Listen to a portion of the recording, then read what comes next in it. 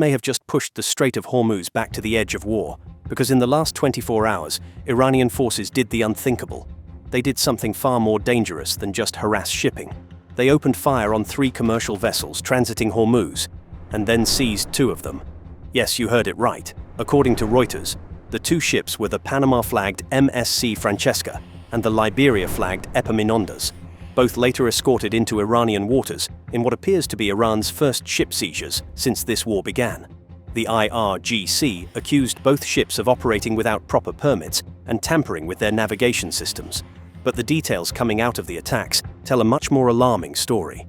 The Greek-operated Epaminondas reported being fired upon about 20 nautical miles northwest of Oman, with damage to its bridge from gunfire and rocket-propelled grenades. Its operator, Technomar Shipping, later confirmed that Iranian forces boarded the vessel. According to the Greek Coast Guard, the crew of 21, made up of Ukrainians and Filipinos, was reported safe, and the ship was believed to be heading toward Bandar Abbas under Iranian control. The other vessel, MSC Francesca, was also hit by gunfire, this time about 8 nautical miles west of Iran, though it was not damaged as badly. Its crew was also reported safe. A third Liberia-flagged ship, Euphoria, was fired upon in the same area but escaped and later reached Fujairah in the UAE. For many of you, this might sound like just another shipping incident in the Strait of Hormuz, but it is not, because this happened just days after the Tuska incident, when the US Navy disabled and seized an Iranian-linked cargo ship to prove the blockade was real. In other words, Hormuz is no longer just tense. It is becoming a live contest of maritime coercion. First, Washington stopped a ship, and now Tehran is seizing them in return. So what happens when both sides still say diplomacy exists while escalating in the strait at the same time? That is where Trump's latest messaging becomes crucial. Over the past 2 days, the White House has sent a confusing but revealing series of signals. First, Trump made clear he did not want to keep extending the ceasefire forever, and warned that if no deal came soon, bombing could resume.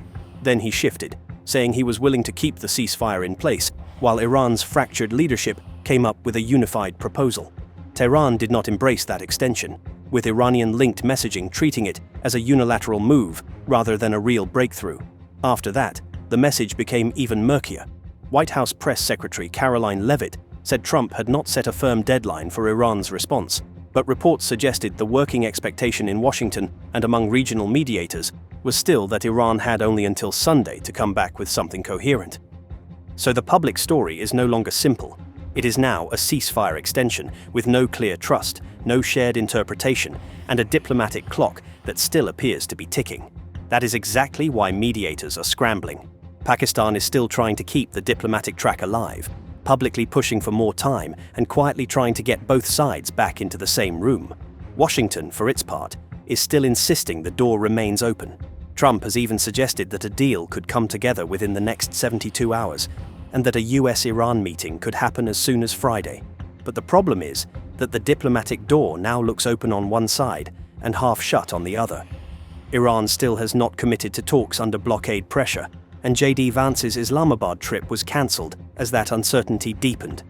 So the real story is no longer just that diplomacy is being mentioned. It is that diplomacy is now racing behind events, not controlling them. The talks are no longer shaping the crisis is shaping the talks. And while that confusion plays out, the strait itself is becoming more dangerous by the hour. Iran had already shown in recent days that it was willing to fire on civilian-linked traffic in Hormuz. Just days earlier, at least 3 vessels came under gunfire while trying to cross the strait, including 2 Indian-flagged ships and a French-linked vessel, later confirmed by CMA-CGM as the target of warning shots. But now Tehran has gone a step further. It has not just harassed ships, it has seized them. That matters because the message is now much clearer. If the US can disable and capture the Tuska, Iran can do the same, and even go further. And the more worrying part is what these targets were. These were not military ships, but they were commercial vessels moving through one of the most sensitive waterways on Earth. That changes the meaning of the escalation. A navy firing on another navy is one kind of crisis. Armed forces seizing civilian-linked shipping is something far more destabilizing, because it sends a message to the entire world. Fear around the strait has intensified for exactly that reason. Shipping data cited by Reuters showed traffic through the strait had already fallen to near standstill levels after earlier shootings and restrictions, and the latest IRGC seizures only deepen that same pattern. The strait now feels conditional, unstable, and one incident away from a much larger shock, and the oil market is reacting exactly how it should. Brent briefly pushed above $100 a barrel, while WTI also surged before giving back part of the move as traders tried to figure out whether this was heading toward renewed talks or a broader breakdown. That kind of volatility tells you something important. The market is no longer trading on clarity, it is trading on fear. And if more seizures like this follow, Hormuz stops behaving like a commercial route and starts behaving like a geopolitical trigger. All of this leads back to the conditional blockade the US Navy imposed in response to Iran's long-running strategy of using Hormuz as a weapon. Washington's view is simple. As long as Tehran can use the strait to pressure shipping and keep oil money flowing, it can keep financing the machinery of war. That is why the blockade matters. It is not just a naval move, it is an attempt to cut the revenue stream before Iran can turn that money back into missiles, drones, and escalation. US officials claim that Iran is losing roughly $500 million a day, while its oil exports remain constrained. Treasury Secretary Scott Bessent sharpened that threat even further, saying the Navy will keep the blockade in place and that Iran's Karg Island storage could fill within days, forcing fragile oil wells to be shut in. And that is a much bigger threat than it sounds. Because shutting in oil wells is not like turning off a faucet. Restarting them can take months, cost billions, and in some cases permanently reduce output. That means Washington is not just threatening to slow Iran's war machine. It is threatening to damage the regime's primary revenue lifeline without dropping a single bomb. And that matters even more now because Iran still retains a large share of its military capacity and has used the pause to improve its launch systems. In other words, Washington is not dealing with a defeated enemy. It is dealing with an enemy that is hurt but still dangerous and trying to use the ceasefire to recover. That is why the US Navy blockade is doing two jobs at once, containing the strait and squeezing the war machine behind it. And that pressure is not theoretical.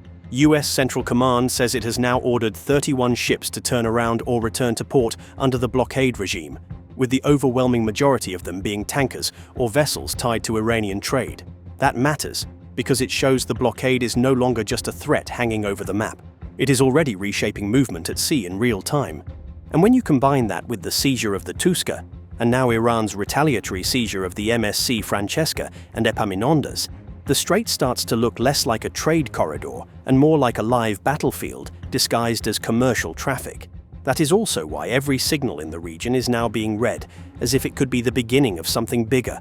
Massive explosions were reported over Erbil, but the evidence pointed not to a fresh Iranian breakthrough, but to US-led interceptions of incoming projectiles or debris as defensive systems activated over northern Iraq. Similar confusion spread online around reported blasts in Tehran, Qom, Karaj, and Isfahan, where a wave of panic posts circulated before it became clearer what people were seeing was tied to Iran's air defense activity and regional exercises rather than a full new strike wave. And as that uncertainty grows, outside powers are moving more visibly. Britain, in particular, now looks keen to show Washington that it is no longer sitting on the sidelines. London was not at the center of the early US-Iran military phase, but it is now leaning into the maritime security side of the crisis, preparing Royal Navy divers, mine clearing capacity, and defensive planning around Hormuz. France is moving in the same direction, pushing plans for a neutral maritime security mission focused on mine clearance and keeping commercial lanes open. That matters for two reasons. First, it shows Europe no longer trusts the strait to stabilize on its own. Second, it suggests Britain is trying to rebuild strategic credibility with Trump by becoming more useful where the crisis now matters most, reopening shipping lanes, protecting trade, and helping restore freedom of navigation without overtly owning the original US escalation. Britain and France have also led conferences on a defensive Hormuz mission, and Reuters said those meetings were meant in part to send a signal to Washington while planning steps to reopen the waterway. This reflects the simple reality that if the US-Iran confrontation keeps turning shipping into a weapon, Europe cannot just sit back and hope the route stabilizes on its own. Also, the economic spillover is no longer hypothetical either. India has now agreed to import a record volume of urea at nearly double the price it paid just 2 months ago. That is not some side detail. It is one of the clearest signs yet that the Hormuz crisis is already leaking into food and agricultural supply chains. Fertilizer costs do not stay on commodity terminals. They pass through into farm input costs, food prices, subsidy burdens, and eventually into households. So when people hear energy shock, they should understand what that really means. It does not stop with crude. It spreads through freight, chemicals, fertilizers, and then into the prices of ordinary goods. Now imagine the prices of ordinary goods if the second phase of the war begins.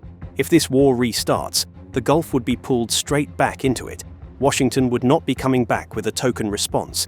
It would be coming back with a much larger pressure package built around the same logic it is already using now: blockade at sea, airstrikes on infrastructure, sanctions pressure, and a broader attempt to choke the systems that keep Iran fighting. One of Washington's core demands has been that Iran give up its highly enriched uranium. At the heart of all this is not just shipping. It is whether the United States will allow Iran to retain the strategic leverage it has built through enrichment, missile capability, and maritime pressure.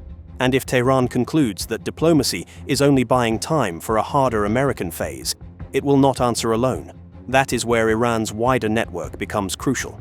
The Houthis have already signaled willingness to join the fight if needed, raising the risk of renewed attacks around the Bab el-Mandeb Strait at the mouth of the Red Sea. That matters, because if Iran's allies open a second maritime front there, while Hormuz remains under pressure, this stops being just a Gulf crisis. It becomes a two-choke-point maritime shock stretching from the Gulf to the Red Sea.